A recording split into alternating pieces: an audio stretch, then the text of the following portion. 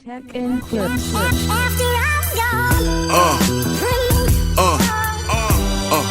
Yeah. Alright guys, welcome back to the channel. So this video, the true story behind Careless Whisper. This song, you guys already know, by George Michael. Yes, it's a timeless classic. And I've heard the song, I've reacted to it on the channel, but I don't know the story behind, this song, so hopefully this video, will give me that insight, so yeah, we better not waste time. The true story behind Careless Whisper, George Michael's first big hit. Let's watch this together, guys. It's one of the most recognizable songs in history, but behind Careless Whisper lies a hidden story of heartbreak, mistakes, and a melody that almost disappeared. Yeah. George Michael used to say that many of his songs were born while he was on the move, in cars, planes, trains, even buses. He found inspiration in those quiet moments when his mind could wander freely. And Careless Whisper, one of his most iconic songs, has one of the most vivid origin stories of them all. George remembered it perfectly. He was just 17 years old, getting on a bus to go to work. As he paid the driver, out of nowhere, a haunting saxophone melody popped into his head. It wasn't just a passing thought. That melody stayed with him, looping in his mind for months, like a ghost he couldn't shake off. One afternoon, when he visited his best friend and musical partner Andrew Ridgeley, he heard Andrew playing around with a rhythmic guitar riff. Immediately, George knew this was it. It was the perfect match for the melody that had been haunting him for so long. He grabbed a pen and started working on the lyrics, drawing directly from memories of his own life. When George was around 12 years old, he had his first major crush on a girl named Jane. He met her at a skating rink where his sister used to hang out. But young George was a shy, chubby kid with big glasses, and he didn't think he stood a chance with her. Years later, at 16, things had changed. He looked different, he had more confidence, and he was singing in a local ska band called The Executives. 1980.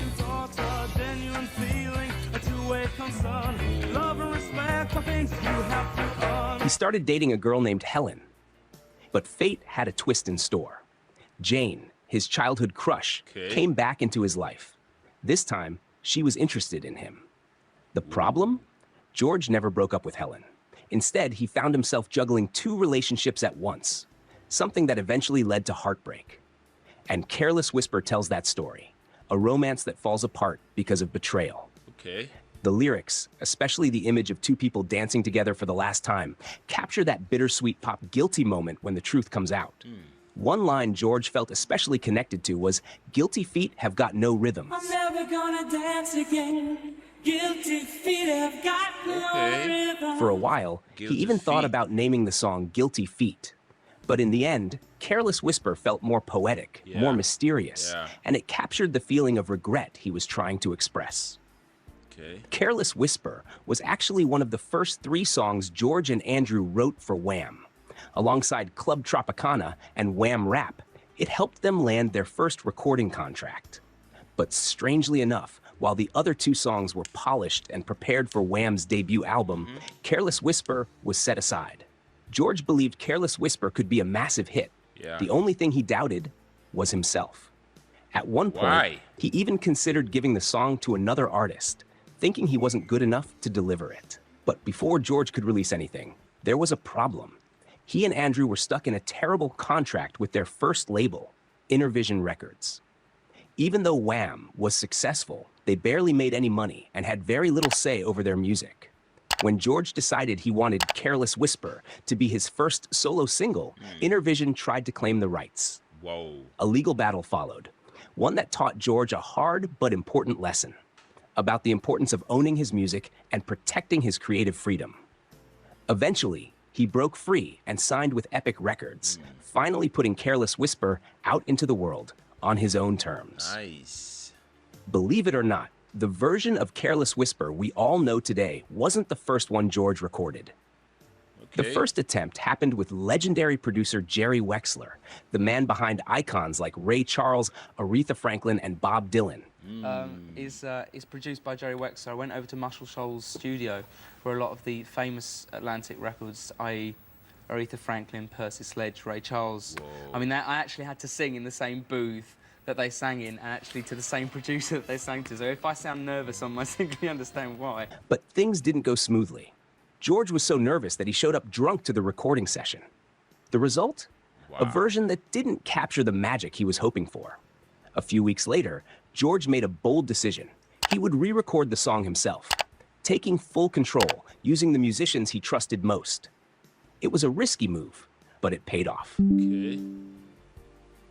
Now let's talk about one of the most unforgettable parts of the song, that iconic saxophone solo. Yeah.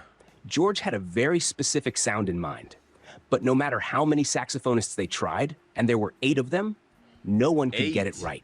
Finally, Steve Gregory came in. When he heard what George wanted, he realized the solo wasn't as simple as it sounded.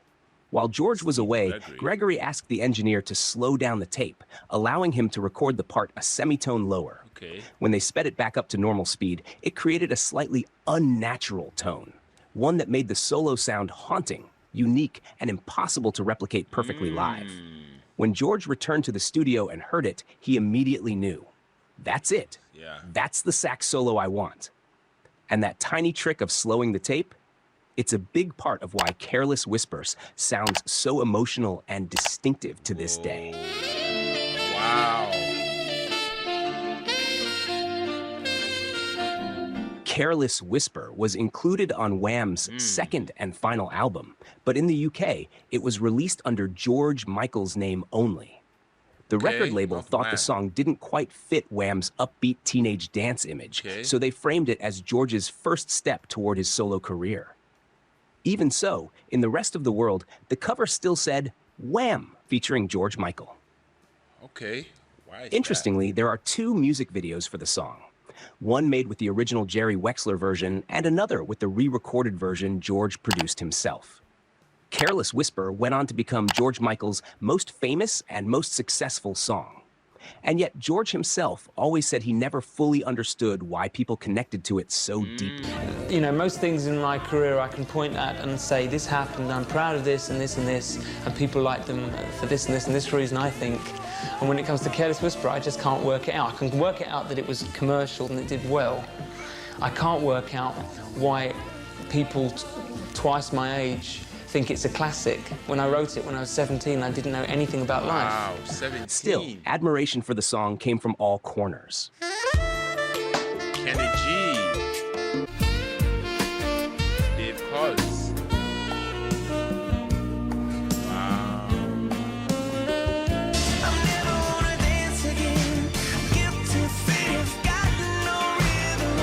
Though it's easy to pretend, I know you're not a fool.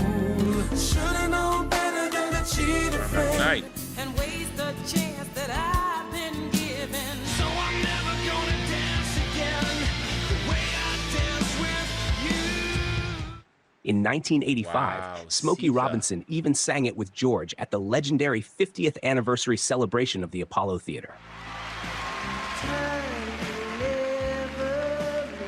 Smokey Robinson.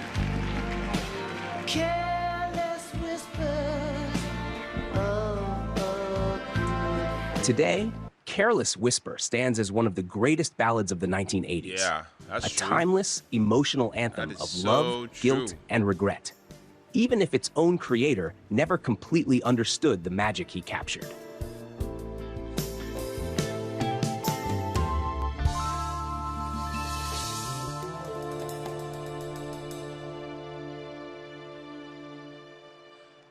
Okay, guys, so that was the story behind Careless Whisper, originally by George Michael. I have to say, as a YouTube music reviewer, YouTube music reactor, watching the true story behind George Michael's Careless Whisper, was a deeply enlightening experience. I have to say, I mean, it's astonishing to realize that such an iconic song, which with its unforgettable saxophone riff and emotive lyrics, was conceived by George Michael, at just 70 years old. The fact that the melody, came to him, while snowboarding a bus, to a DJ gig, in Northwest London, and that he composed a song, entirely in his head, over 3 months, definitely speaks, volumes about his innate, musical genius. Delving into the song's background, I learned that its lyrics, were inspired by George Michael's, personal experiences, with teenage, relationships, and the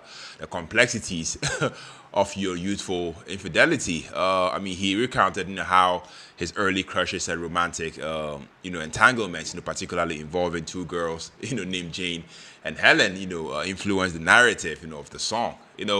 This personal connection definitely adds a layer of authenticity and vulnerability, to the track, making it resonate, even more with listeners, such as myself. What particularly is fascinating is George Michael's, own reflection on the song. He considered it somewhat, precautious, acknowledging that he hadn't experienced the profound, heartbreak, at the time of writing. Yet the song's universal themes of guilt and regret, definitely struck a chord, with audiences worldwide, leaving to its massive success. The production journey, of Careless Whisper, definitely stands out to me. I mean, George Michael was meticulous about the saxophone solo, going through multiple session musicians, before, finding the perfect, sound, with Steve Gregory. I feel like this is dedication, to capturing the right emotion, in the music underscores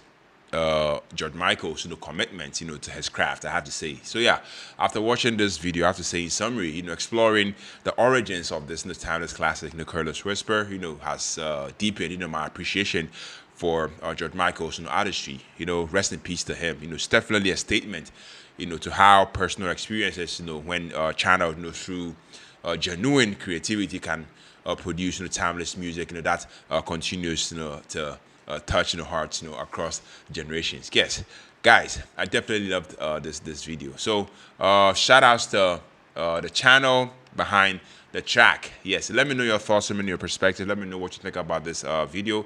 Let me know if you want me to do more videos such as this on the channel. I'll definitely be here to do just that. Thank you for tuning in, thank you for watching. My name is Philip, and on to the next reaction. Take care, stay safe, peace out.